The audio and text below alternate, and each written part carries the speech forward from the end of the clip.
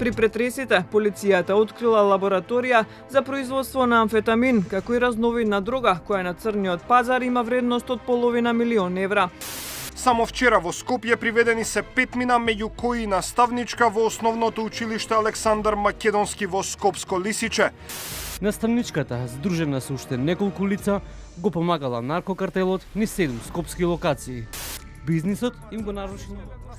Овие медиумски извештаи се од две поголеми полициски акции минатиот месец во кои беа уапсени 13 лица. Дел од доказите за трговијата со дрога, соопштија од обвинителството, биле обезбедени со посебни истражни мерки, меѓу кои со следење на комуникациите.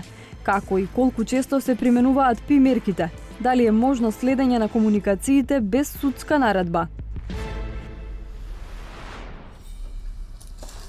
Следење и снимање на телефонски уреди и други електронски комуникации е една од 12 посебни истражни мерки што им стојат на располагање на органите на прогонот. Мерката, пишува во Законот за кривичната постапка, треба да се употребува единствено кога на друг начин не би можеле да се обезбедат потребните докази. Обвинителот и шеф на Скопското обвинителство Гаврил Бубевски објаснува дека станува збор за инвазивна мерка, која се користи во исклучителни околности. Барањето за следење на комуникациите се испреќа до судијата на претходна постапка која издава наредбата. Она што е важно за оваа мерка, како што потенцира Бубевски, е брзината. Носењето на пошта од орган до орган, заведувањето на сето тоа прави одредени импликации во временски рокови. Овде се работи за часови, затоа што давањето на подкуп се случува сега во 3 часот. И не е утре или за 2 дена. Актуелниот начин на обезбедување наредба за следење на комуникациите, како што објасни и Бубевски, се одвива исклучиво во писмена форма. Барањето од МВР или другите органи што имаат право да ја предложат мерката во запечатено плико оди до обвинителството, а оттаму во судот кој издава наредба. Потоа анонимизирана наредбата повторно во затворено плико се проследува до оперативно-техничката агенција ОТА. Таму се активира следењето на комуникациите. Одлуката дали снимените разговори ќе послужат како докази е кај јавниот обвинител. На иницијатива на ОТА сега процесот се дигитализира, со што се намалува учеството на човечкиот фактор во безбедноста на податоците. Кога мислам на безбедност, мислам пред се на самото барање, на самото поднесување на наредбата и издавањето од страна на судијата, бидејќи во овој целкупен процес се вклучени многу актери, и тоа суди и јавни обвинители, понатаму полицијата, и целата на самиот процес на дигитализација е минимизирање или минимално учество на субјективниот фактор, се со цел безбедноста да биде поставена на високо ниво. Со дигитализацијата, институциите се поврзуваат меѓусебно во издвоена мрежа која не е на интернет и има единствена намена – размена на податоци меѓу корисниците на системот за следење на комуникациите. Целиот ланец, од предлог преку барање од обвинителството, одобрување од судот до активирање на следењето на комуникациите од ОТА се одвива преку овој систем. Сите вклучени институции пристапуваат дигитално на така наречен клауд или облак кој не е поврзан на интернет. Во системот се вклучени ОТА, потоа МВР, финансиската полиција, царинската управа, АНБ и военото разузнавање како предлагачи на ПИМ. Потоа Републичкото, Скопското и Обвинителството за гонење на организиран криминал и корупција, од кој треба да дојде барањето и Кривичниот и Врховниот суд како издавачи на наредбите за посебни истражни мерки.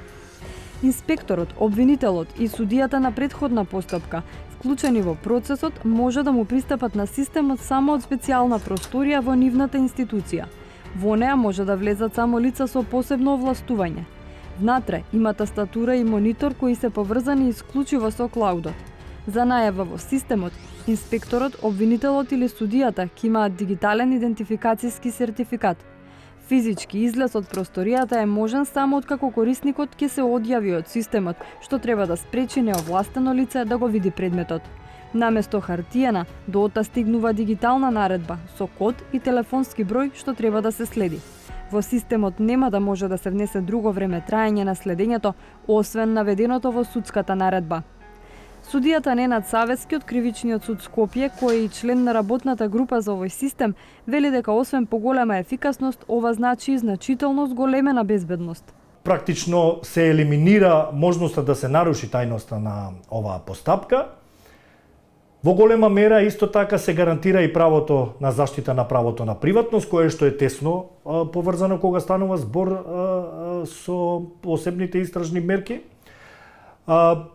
Се има целосна контрола околу времетраењето на истите и тука морам да истакнам дека препознавам и намалување на ризикот од корупција, бидејќи со секоја интервенција во софтверот, секој оној кој што учествувал во процесот, јасно се евидентира кој кога, кое процесно действие превзел, односно кој одлучувал во постапката кога се определила одредена посебна истражна мерка.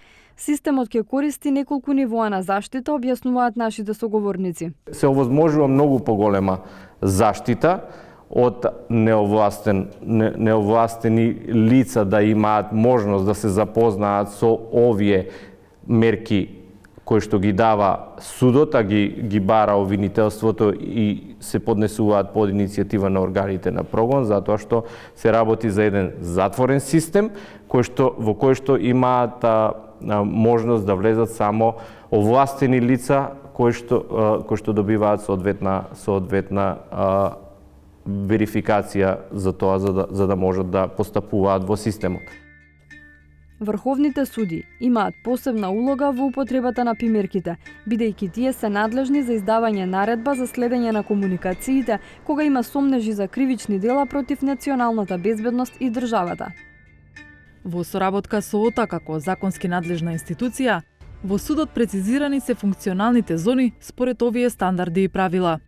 Овој тип на реформи, особено креирањето на безбедни и ефикасни софтверски решенија, ќе дадат голем придонес во работењето, кое првенствено мора да е засновано на Уставот, законите и меѓународните документи за заштита на човековите права.